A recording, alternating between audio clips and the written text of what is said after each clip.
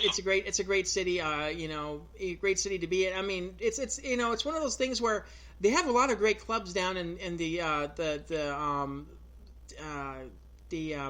what do you call it? The Lights District. I'm sorry, I'm blanking right now. Lights or jazz district. That area. Yeah, exactly. Yeah. Which is kind of interesting. I mean, to say the least, and all that as well. I have some really great bars and one of the great kind of walking malls that there is in the United States. So yeah, I understand that as well. Oh yeah. I mean, it's great to be able to see that kind of development. Just with you and Pedro, I mean, how's it been? I mean, we talk about the fact that he had come with you with a song. I mean, nowadays, how is it for you and Pedro to work together and write a song? Is it a situation where he may have a riff or a melody that he has in mind, or you have lyrics in mind, or kind of tell me a little bit about that process? Well, that's a great question. Because of the fact that Pedro and I have worked together for a little bit longer, the process isn't, I guess you could say, it's not really confined to one approach versus another. Lyrics come first, and then music. It comes from a lot of different places, really. And on this particular song, the new one we're doing now, and I guess I'll talk kind of the one prior to that. The music seemed to drive the lyrics and the melodies, which is really what I focus on most songs. And Pedro just came out with some great 2 tracks, and then we had a Veterans Day track that we had in the midst there that was just it was my inspiration and et cetera. But that song came from a completely different place. That song came from my military service, and when I was deployed in Saudi Arabia and et cetera. So the song creation process, sometimes it starts with a melody that's just in your head that you can't get out of it. Sometimes you may just think of something that's just sounds great at the time to write lyrically, and you kind of wait for the other shoe to drop, and then you have those magical moments, I guess. And we've had a couple of those where the music and the words and everything just come together at the same time, and you just start from the beginning and kind of go to the end. We've done it all different kinds of ways, and because we are that familiar with each other now, and we have that chemistry between each other. Yeah, man, it just opens it up to all kinds of different possibilities, which is great for the creative end, and end result great for our fans. What's probably the fastest that you guys have turned around a song? From the writing and the knowing what we're going to do with the song, that I would say probably maybe the fastest was a week. But if you're talking about the whole recording process and et cetera, and everything that goes through, I would, it's kind of hard to judge it in months or days. It's better to hours. I would say we have a minimum of 60 to 80 hours involved in every song from beginning to completion, and that would be like the one I just told you about, doing one that just clicks right out the gate. So yeah, a lot of time and effort goes into recording the instruments after the song is written to kind of make you hear, audibly what we envisioned in our head for the song to be. Yeah, I was watching Access TV the other day, and they were doing the album So, and they were talking about In Your Eyes and how many takes that they did with that song. And they were like, well, we'll take they had like 64 renditions of that song, and they were taking a piece of one version versus and a piece from another version as well. It was like pieced together. I mean, it seems like for you guys, you kind of are one of those things where you want to kind of have the song almost perfect. So you sometimes have different alliterations of what the song is. I mean, is that kind of the process you guys go through? It sounds like that seems to be the way that you guys usually go. Well, somewhat, but I would say that when we're talking about the fine tuning portion of it, depending on what genre you're in and how you're recording, you can cut and paste, I guess if you want to call it that, from different maybe takes or different songs. I think maybe what they're referring to somewhat is more than one version of the song, and they kind of took that what they thought were the best from each and kind of put them together, and that's a great approach. Ours was more like on an instrument by instrument, take by take, track by track basis. We'll continue to maybe update a guitar part, let's say, or maybe just a small drum fill, or as the song develops and as each track is recorded, if something that was recorded to that prior doesn't kind of just hit it the way we want to, we'll go back and record that. And Pedro will do that sometimes. It's very rare on his solos because Pedro improvises. I think he improvises just about every. I'm trying to think of a track he hasn't. I'm pretty sure he improvises every single solo he plays. So those aren't even rehearsed, which is amazing in and of itself. But for the rest of it, it's kind of just going back and hitting that track again. Maybe the bass sounded great by itself with the drums on this right there, but after you add this rhythm guitar in, man, it'd be great if it hit on the same note as it, in this measure and et cetera. And that's really kind of the direction we're coming from there. Yeah, I mean, it's an interesting process just to kind of go through, having to go from instrument to instrument, because if you add an instrument and then you listen to it against another instrument, then you can say, well, this one instrument sounds great, but the other one doesn't sound great, so we have to go back and re-record something. I mean, it seems like just a huge kind of process to be able to do something like that. It's kind of like building a house, man. Really, in a way, if you could build a house this way, it'd be awesome, but you can't. It's like building a house and you're saying, all right, they put siding on today. I don't like siding on this house. I want bricks. I want brick on it instead. And just hitting the delete button and then going back. That's really that's kind of what it's like, man. And what looks good maybe from the beginning sometimes doesn't always end up that way. So. Yeah, then if you add some trim and then you say, well, the siding doesn't work with the trim, and then you have to decide if you want to keep the trim or you want to keep the siding and all that as well. So yeah. Right. Yeah, and a lot of it comes down to those finishing touches, like the trim work and some of those things, soffits and et cetera, that are kind of the final touches on the house. Well, those are the final touches on the song too, and that may just be like on our prior single, Fear No Evil. This happens at the very end of the song, but there was a harmony there that kind of hit with the music, and I just said, man, that kind of sounds Beatlesque.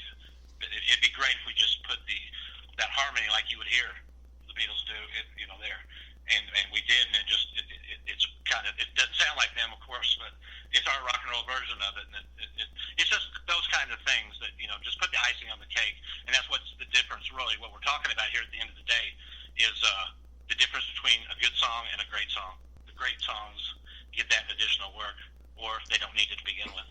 Yeah, I mean, like I said, it's really interesting just to hear about the process, and how everything kind of goes together on there, especially in the studio. And, obviously the technology has improved so much from when you first started probably until now, where, it used to be that, you had to splice and cut, or you had to, it was in the infancy of digital recording, and nowadays you could have unlimited amount of tracks and you'd be able to splice a lot more easier and a lot more quicker. So, yeah, it's really interesting to see how kind of the evolution of everything ended up happening. So, being in studio and being able to do so many tracks as well.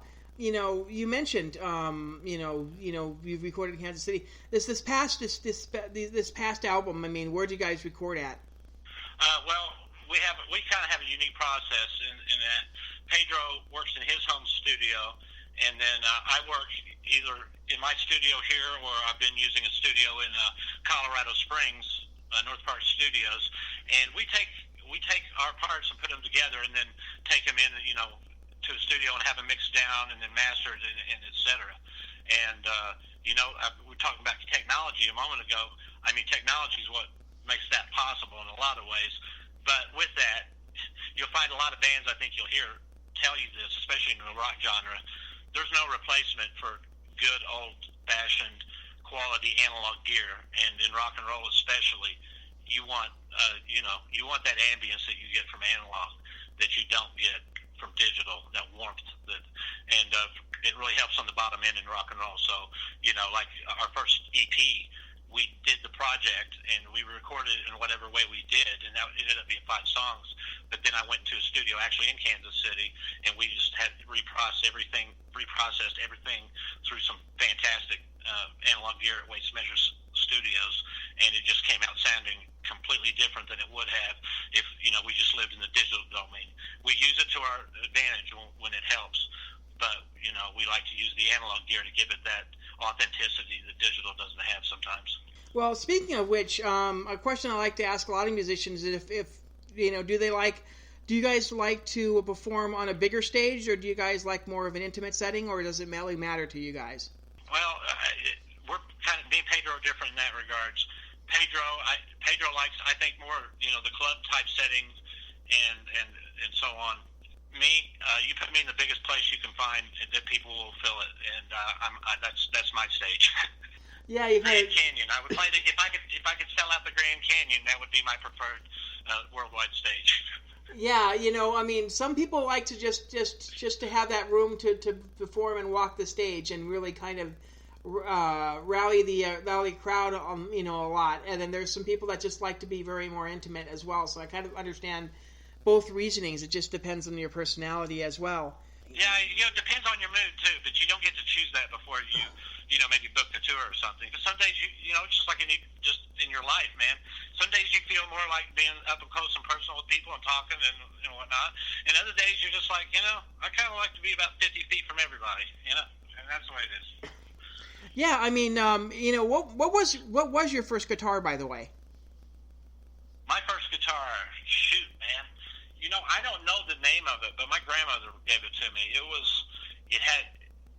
I want to say it was a Gibson, but I'm not gonna swear to that in court. But it had the sunburst finish on it, and she gave me a guitar and an old tube amp, and the tube was falling out, so I had to rig it in place just for it to stay on and play. And I don't know, man.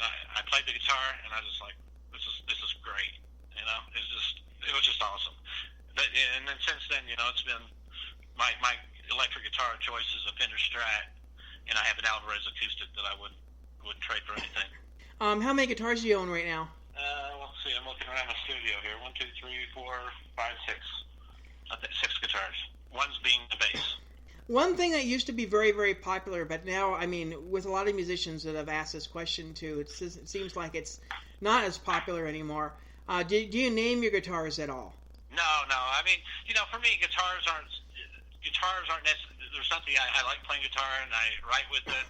But when I'm on stage, you won't see me with the guitar in my hand typically. Sometimes, but you're more getting. Now, if I had the grand piano I wanted, I would name that. That would be what I would name.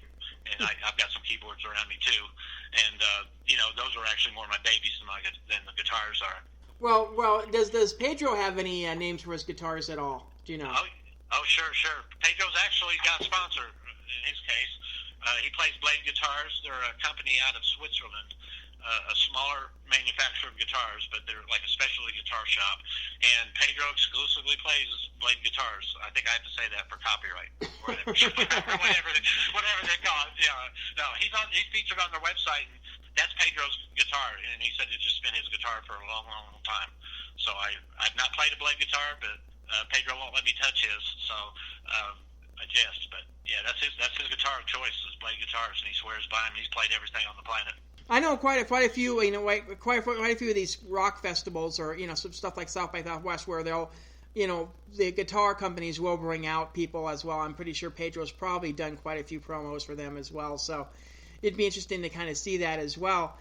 I guess we were talking before we went on. Is the fact that like I said, the rock clubs are really kind of popping right now here in Vegas, especially Vamped. I'm a huge fan of the Count and what he's been doing in terms of having a rock venue out here as well. With you, are we going to be seeing you guys tour? Hopefully, we'll get you out here to play at some of the rock venues out here. But any idea if you guys are going to be doing any touring anytime next year? Yeah, there's always a plan of that. We always, usually it starts out with maybe some select shows in select cities. And for me, Las Vegas is top 5 in the country because I love the area and I've spent some time out there. It's been a long time ago, but my cousin used to work at Binion Horseshoe out there, and she worked in entertainment, and I got a chance to see some. Back then, this has been long enough ago. We've seen it coming back around, but rock was still somewhat a force in Vegas, and it kind of dropped off for a while. And we're glad to see it coming back. And oh heck yeah, I would say starting with some shows, maybe some select shows like that, and then perhaps a tour, which may be happening in Europe. Yeah, start out with, and we'll see what goes from there. Yeah, I mean, also the rock festivals, they've done so much great things with the downtown festival right now. I mean, downtown right